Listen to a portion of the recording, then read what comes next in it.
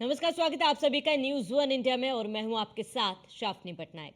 मुख्यमंत्री नायब सिंह सैनी ने लिया किसानों के हितों में बड़ा फैसला। हरियाणा सरकार ने नई नीति को मंजूरी दी है। भूमि अधिग्रहण के बिना भूमि मूल्य के 200% की दर पर टावर बेस्ड एरिया का मुआवजा दिया जाएगा। साथ ही कहा है कि सरकार ने ट्रांसमिशन लाइनों में उपयोग हुई जमीनों के लिए भूस्वामियों को उचित मुआवजा देने का ऐलान किया। वही ट्रांसमिशन लाइन कॉरिडोर के लिए भूमि मूल्य के 30% की दर पर राइट ऑफ वे कॉरिडोर के लिए मुआवजे का प्रावधान किया गया है। इस योजना से अब किसानों को पहले की तुलना में कई गुना ज्यादा मुआवजा मिलेगा। तो मुख्यमंत्री नायब सिंह सैनी ने किसानों के हितों के लिए बड़ा फैसला लिया। हरियाणा सरकार ने नई नीति को मंजूरी दी। भूमि अधिग्रहण के बिना भूमि मूल्य के 200% की दर पर टावर बेस्ड एरिया का मुआवजा दिया जाएगा। साथ ही कहा है कि सरकार ने ट्रांसमिशन लाइनों में उपयोग हुई जमीनों के लिए भूस्वामियों को उचित मुआवजा देने का ऐलान किया। वही ट्रांसमिशन लाइन कॉरिडोर के लिए भूमि मूल्य के 30% की दर पर राइट ऑफ वे कॉरिडोर के लिए मुआवजे का प्रावधान किया गया। इस योजना से अब किसानों को पहले की तुलना में कई गुना ज्यादा मुआवजा मिलेगा। तो सरकार ने नई नीति को मंजूरी दी है और इसके साथ ही टावर बेस्ड एरिया का मुआवजे का ऐलान भी कर दिया गया, जिससे कई लोगों को राहत भी मिलेगा। 30% की दर पर मुआवजे का प्रावधान भी रखा गया है। तो हरियाणा सरकार का ये बड़ा फैसला, जहां कई लोगों को इससे राहत भी मिलेगी। साथ ही सरकार ने नई नीति को मंजूरी दी है, जिससे टावर बेस्ड एरिया का मुआवजे का ऐलान भी किया गया है और 30% की दर पर मुआवजे का प्रावधान रखा गया, जिससे एक भारी तबके को, एक भारी संख्या में लोगों को फायदा मिलेगा। तो हरियाणा सरकार का ये बड़ा फैसला है।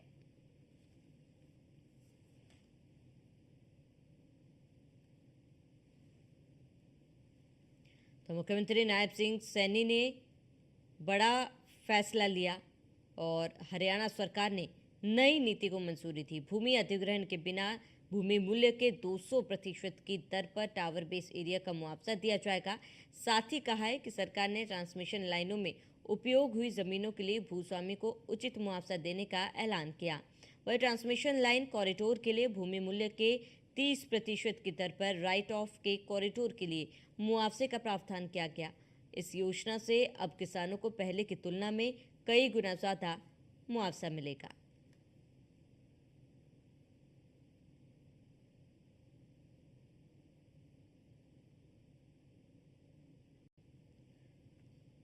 टावर बेस एरिया का मुआवजे का ऐलान सरकार की तरफ से किया गया, जहां भूमि अधिग्रहण के बिना भूमि मूल्य के 200% की दर पर टावर बेस एरिया का मुआवजा दिया जाएगा।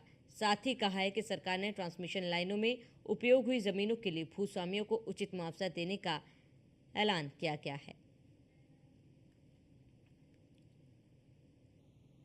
वहीं हरियाणा में विधानसभा चुनावों से पहले भाजपा ने प्रदेश अध्यक्ष नियुक्त कर दिया है। मोहनलाल बटोली के नए प्रदेश अध्यक्ष नियुक्त होने पर सीएम नायब सिंह सैनी ने उन्हें बधाई दी। साथ ही ट्वीट करते हुए लिखा कि भारतीय जनता पार्टी हरियाणा के नवनियुक्त प्रदेश अध्यक्ष राणे विधायक मोहनलाल बटोली को मुख्यमंत्री आवास संत कबीर कुटीर पहुंचने पर शुभकामनाएं एवं सफल कार्यकाल के लिए अग्रिम बधाई दी। आपको बता दें कि विधायक मोहनलाल बडोली सोनीपत से विधायक है। मोहनलाल ने 2024 में सोनीपत सीट से लोकसभा का चुनाव लड़ा था। कांटे की टक्कर में कांग्रेस प्रत्याशी सतपाल ब्रह्मचारी से मामूली अंतर से हार गए थे। विधानसभा चुनाव से पहले भाजपा ने हरियाणा में ब्राह्मण चेहरे पर दांव खेला। बडोली को अध्यक्ष बनाकर भाजपा ब्राह्मण वोट बैंक को अपने खेमे में करना चाहती है। हरियाणा में विधानसभा चुनाव से पहले भाजपा ने प्रदेश अध्यक्ष नियुक्त कर दिया है और मोहनलाल बटोली के नए प्रदेश अध्यक्ष नियुक्त होने पर सीएम नायब सिंह सैनी ने उन्हें शुभकामनाएं दी। साथ ही ट्वीट करते हुए लिखा कि भारतीय जनता पार्टी हरियाणा के नवनियुक्त प्रदेश अध्यक्ष राई विधायक मोहनलाल बटोली को मुख्यमंत्री आवास संत कबीर कुटीर पहुंचने पर शुभकामनाएं एवं सफल कार्यकाल के लिए अग्रिम बधाई दी। आपको बताते कि विधायक मोहनलाल बटोली सोनीपत से विधायक है। मोहनलाल ने 2024 में सोनीपत सीट से लोकसभा का चुनाव लड़ा। कांटे की टक्कर में कांग्रेस प्रत्याशी सतपाल ब्रह्मचारी से मामूली अंतर से हार गए थे। विधानसभा चुनाव से पहले भाजपा ने हरियाणा में ब्राह्मण चेहरे पर दांव खेला।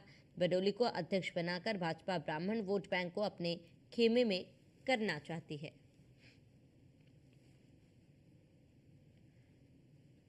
तो हरियाणा में विधानसभा चुनावों से पहले भाजपा ने प्रदेश अध्यक्ष नियुक्त कर दिया। मोहनलाल बडोली के नए प्रदेश अध्यक्ष नियुक्त होने पर सीएम नायब सिंह सैनी ने उन्हें बधाई भी दी और इसके साथ ही ट्वीट करते हुए लिखा कि भारतीय जनता पार्टी हरियाणा के नवनियुक्त प्रदेश अध्यक्ष राय विधायक मोहनलाल बडोली को मुख्यमंत्री आवास संत कबीर कुटीर पहुंचने पर शुभकामनाएं एवं सफल कार्यकाल के लिए अग्रिम बधाई दी। आपको बता दें कि विधायक मोहनलाल बडोली सोनीपत से विधायक है।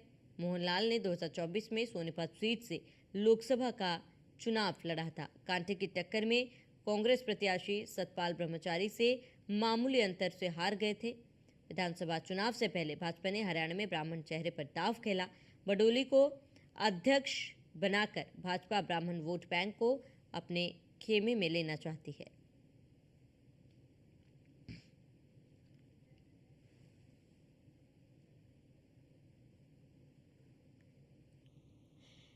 पंजाब एवं हरियाणा हाईकोर्ट के नवनियुक्त चीफ जस्टिस का शपथ ग्रहण समारोह पंजाब राजभवन में संपन्न हुआ। शपथ ग्रहण समारोह में हरियाणा के मुख्यमंत्री नायब सिंह सैनी, पंजाब के मुख्यमंत्री भगवंत मान, हरियाणा के गवर्नर बंडारू दत्तात्रेय भी वहां पर मौजूद थे। इस दौरान पंजाब के गवर्नर बनवारी लाल पुरोहित ने शील नाकू को चीफ जस्टिस पद की शपथ दिलाई है।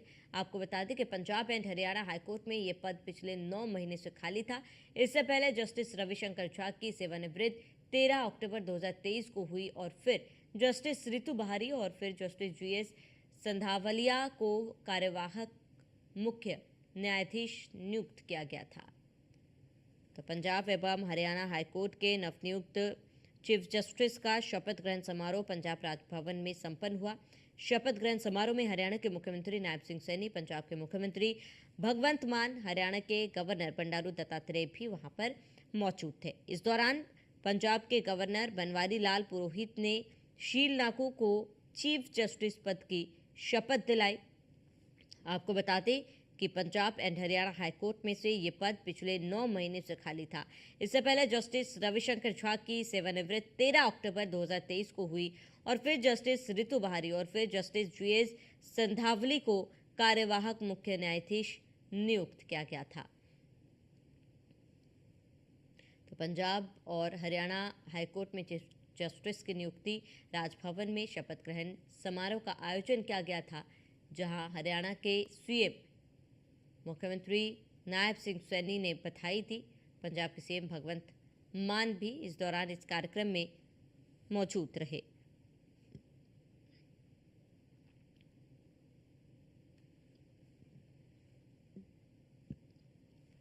राजभवन में शपथ ग्रहण समारोह का आयोजन, जहां हरियाणा सीएम सैनी ने बधाई दी और पंजाब के सीएम भगवंत मान भी इस दौरान इस कार्यक्रम में मौजूद रहे।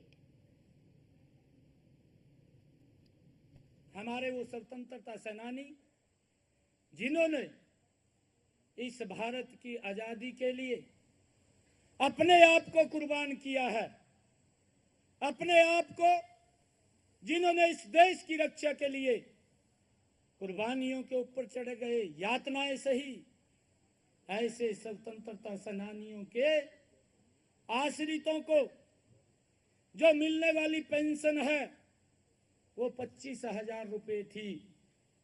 आज आपके बीच में मैं ये घोषणा करता हूं कि उन स्वतंत्रता सेनानियों को और उनके आश्रितों को अब 1 जुलाई से ये पेंशन 40,000 रुपया मिलनी शुरू हो जाएगी। हमारे जो इमरजेंसी के अंदर जिन्होंने इस संविधान की रक्षा के लिए, इस लोकतंत्र की रक्षा के लिए जो जेलों में चले गए, यातनाएं सही, उन परिवारों को 10,000 रुपए महीने की पेंशन देने का काम ये हमारी सरकार ने किया। और आज मैं ये घोषणा कर रहा हूं कि अब ये पेंशन उन परिवारों को 20,000 रुपया 1 जुलाई से मिलनी शुरू हो जाएगी। हमारे वो स्वतंत्रता सेनानी जिन्होंने इस भारत की आजादी के लिए अपने आप को कुर्बान किया है, अपने आप को जिन्होंने इस देश की रक्षा के लिए कुर्बानियों के ऊपर